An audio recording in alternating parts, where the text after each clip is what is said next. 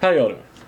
For this review, I'm going to go over Tanith Lee's fourth book of the Flat Earth Cycle, Delirium's Mistress. Now, this story continues off directly from the last book, Delusion's Master. This one focuses on Osriez, who's the daughter of Osran and Dunazil. Osran, who is the prince of Dark Lord, demon prince of wickedness.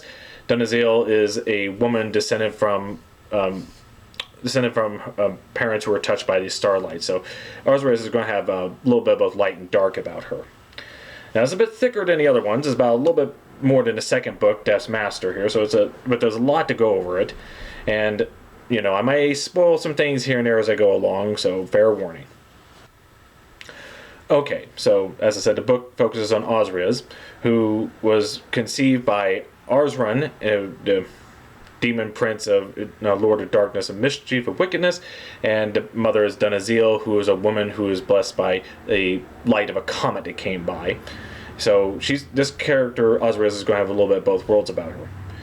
Arsran conceived her through Dunazil because he's going to use her as a means to try and get back at the people who insulted him through their religion in the last book, and he's going to do so by making her the goddess that they want on Earth, and also that they'll soon regret. And, well, things didn't quite go as planned in the last book, so in the end of that, Arsran takes the daughter and puts her in suspended animation on an island in his realm, underneath the flat Earth.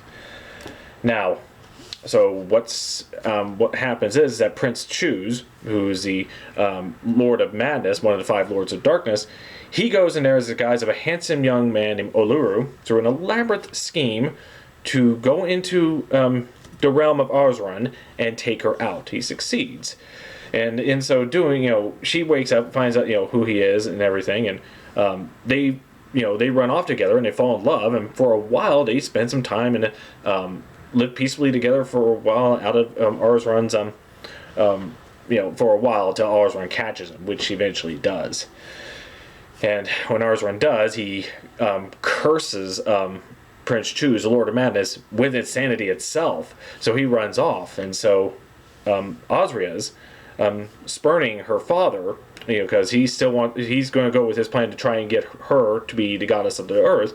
She goes out on a long journey to find Choose, and so we spend some time of what some of her one of the major things that they talk about is she comes across a city of vampiric ghouls and how she comes across that. Eventually, she finds Prince Choose and Choose in the form of Oluru, and she can't bring him out of his insanity. Long story short, she goes back to her father and takes the position of being a goddess. Almost forgot. Parts of the throughout this, we're introduced to a character. Throughout this series, we're told there are five Lords of Darkness. We already met Osran from the very beginning. We meet Prince Ulum of Death. We met Prince Choose of Madness. We're introduced to a fourth one now, King Keshmet of Fate and Destiny. He doesn't cause destiny. He's just there when it happens, and points you out towards it. So just so you know that this character shows up. And so while we're at it, so Osriez becomes a goddess throughout most of the known world, and I mean most of it. Her city where she rules covers kingdoms in size. People worship her. They sacrifice to her in very eerie manner, and she accepts it all through indifference. She accepts her position, shows no love, affection, or hate. She is the goddess that they want, and and people do not realize how bad that would be, but they still worship her all the same. Throughout all this, we're introduced to a recurring character from the second book, Xeric, who is found inside a stone, still immortal, as far as we all know, and he awakens in this world after how long he's been trapped inside a stone, and he talks to Osriez, and they have this interesting dynamic between those two. He starts, and this is where, and throughout part of the story, we get from his perspective of how these worshippers worship and sacrifice to her, and all that. So she becomes the goddess for a while, and then all of a sudden, the gods in the heavens take notice. Now, as I said, the gods of the heavens pay no heed to humanity down below. They're up doing their own things. It's as if the lower Earth doesn't, the Middle Earth doesn't exist. But people still worship them to no ends. But this time they noticing that what's happening down below with Osrias and and the religion centered around her has upset them for some reason. So one representing them all creates through the sun 3 avenging angels, Ibriel, Yabiel, and Melkar, together called the Malachim. The gods send these avenging spirits down there to stop Osrias and to destroy all that. So the 3 avenging spirits of the Malachim, they go and attack the city and try to destroy it. They try to find Osrias, who Arzran comes by with his group of demon princes to fight him, while sending Osrias on a ship that can go above and below water and what have you to escape, against her wishes and all that. But she reluctantly is sent over there, a ship that's powered by the Dren, the lowest form of angels, and genies, to help through. Now, Arzran and the princess fight the Malachim and basically lost. So Arzran is defeated and taken to his world and is presumed gone. Not the first time it's happened, but this could be the question is, will he revive himself on it? These are beings made from the sun, and he is weak against the sun. And of all the things as powerful these demon princes are, the sun is instant death to him, as you'll find out in the first book. But while that's going on, Osrias is journeying through escaping the Malachim, and we get further journeys of what she goes by. She goes, ship can go above and below water, so they go below water for a while, and they come across the people who live under the powerful mages and who lived in their own cities underneath. She is captured in one of the cities there. She tells them that who she is. They have her prove it by summoning her father to know, and she can't do it because he's been defeated, so she's taken prisoner. But while prisoner in this city under the sea, she meets up with the character Tavar, who has this recurring dream that links, by interpretation, links him to the immortal city of Cimarron. So, trying to convince her to take him towards that city, one of the Mamlukan comes by, attacks the city, so they are forced to escape. And as they're escaping, they come across the city there, and we find out what the fate of Tavar is, and what his connection with his dream and what happened, what's in the city there. So we're kind of eventually he kind of sort of demise himself. I won't get into that, but just so he's gone from her for a while. So that leaves Osrias in a state of sort of forsakenness. Prince Chus has failed her by despite the fact of any love they have for each other. Osran dismisses her. Tavar is kind of no more for a time being. Xeric, the immortal who they found a rock, doesn't want anything to do with her.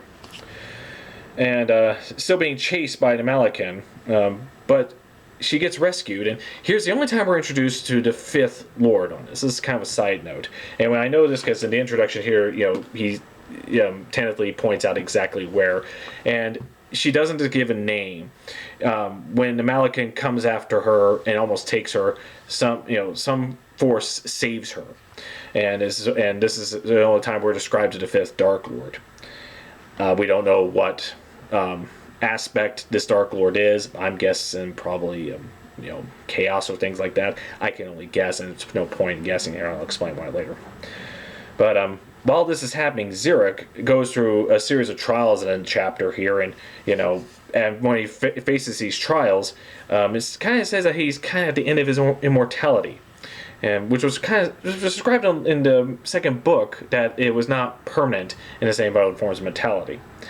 But he has kind of gone over his the issues that he had, are very serious issues. But that just to get that out of the way. Of course, we're also given a side story what happens to Arzran, after he is defeated.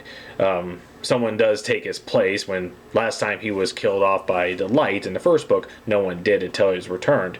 So why did he take over? Does Arzran return to take his place? And if he does, what will he do with the one who usurped his throne? And what will he do with humanity after that? Won't spoil that there.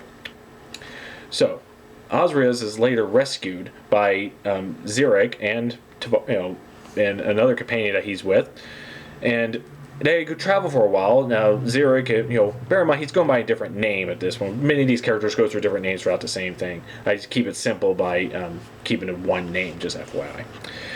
And so Xeric finds Osrias, but she's also kind of a mind of a young child again.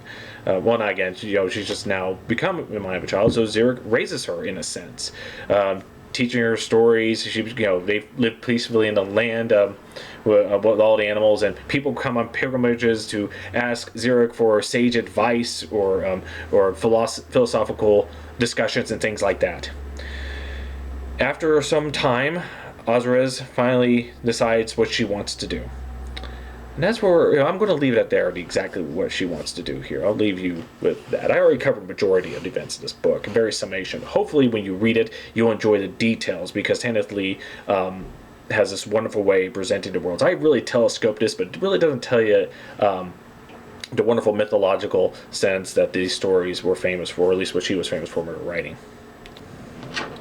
So that's kind of a review, and my thoughts on it. Well, I enjoyed it. I mean, as I enjoyed the other books here.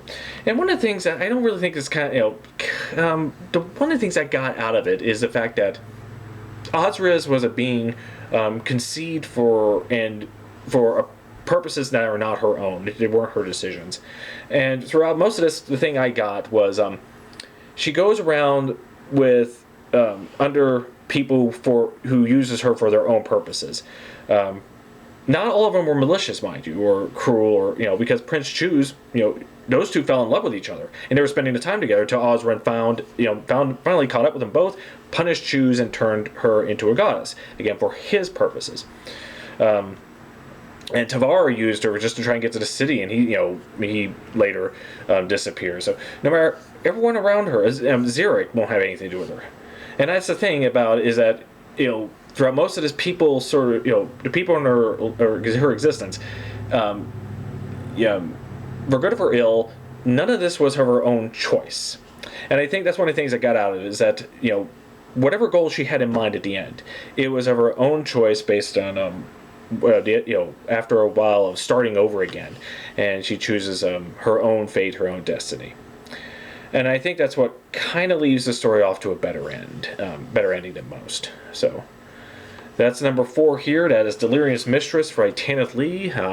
Very good. And thank you all for watching. And I'll get started on the last review here shortly of the final book of the Flat Earth series. Thank you all for watching. You have a nice day.